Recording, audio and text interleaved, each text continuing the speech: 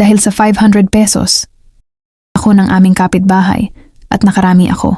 Dahil dito ay, Dear Ate Vine, magandang araw po sa inyong lahat. Ang ibabahagi ko sa inyo ay ang aking karanasan noong ako ay bata pa sa aming nayon.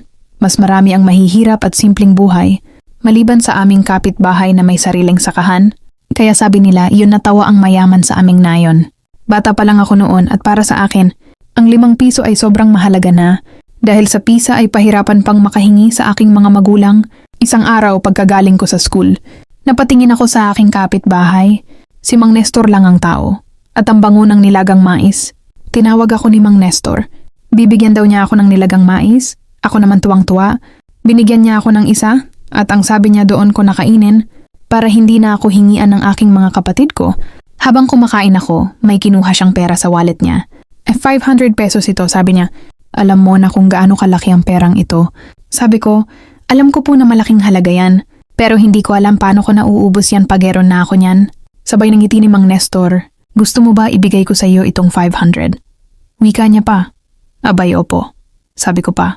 Pero may kapalit, may gagawin tayo. Yung ginagawa ng... At hindi mo ako pwedeng isumbong sa inyo kasi may pera ka naman na matatanggap. Wika pa niya. Dahil sa kagustuhan ko na magkapera ng ganong kalaki. Aba ay pumayag agad ako. Kaya noong araw na iyon, ginawa na nga niya ang gusto niya. Sobrang sakit talaga. Napaiyak ako sa sakit. Hindi man lang niya dinalhandahan at pero umuwi ako ng masaya kahit na masakit sa pakiramdam. Itinago ko ang perang yon. Hindi ko ginastos. Hindi ko rin na kasi alam paano ko gagastusin. Makalipas ang 3 buwan, kinausap ulit ako ni Mang Nestor. Kung gusto ko na daw ulit ng 500. Pumayag ulit ako at ganun na naman ang ginagawa niya. Sobrang pagod ko talaga pag umuwi ako ng bahay. Itinago kong muli ang pera na yon. Makalipas pa ang 1 buwan na ulit muli iyon, hanggang sa naging 5,000 ang ipon ko. Sobrang tuwa ko dahil napakalaki na ng ipon ko. Pero hindi pa rin alam ng pamilya ko hanggang sa isang araw, nakita ko na lang na may nakaburol sa bahay ni Mang Nestor. Nang ako ay makapasok sa bakuran nila, sinilip ko kung sino iyon.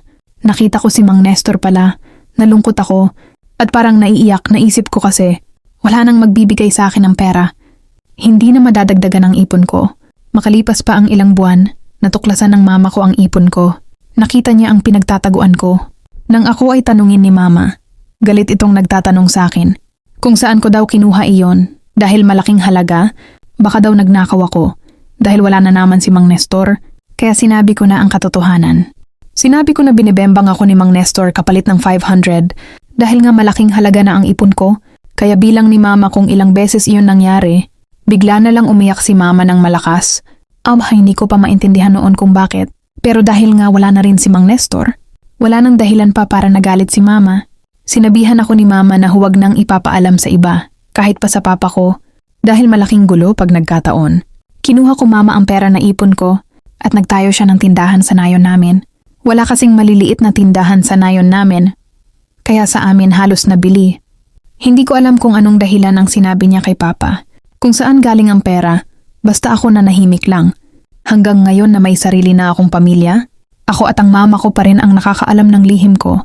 Ngayon na may kambal akong anak na babae, sobra ko silang inaalagaan. Sinisikap naming mag-asawa na maibigay ang pangangailangan ng kambal namin. Ayaw ko kasing nangyari sa mga anak ko ang nangyari sa akin noong kabataan ko dahil sa kakulangan kahirapan sa buhay.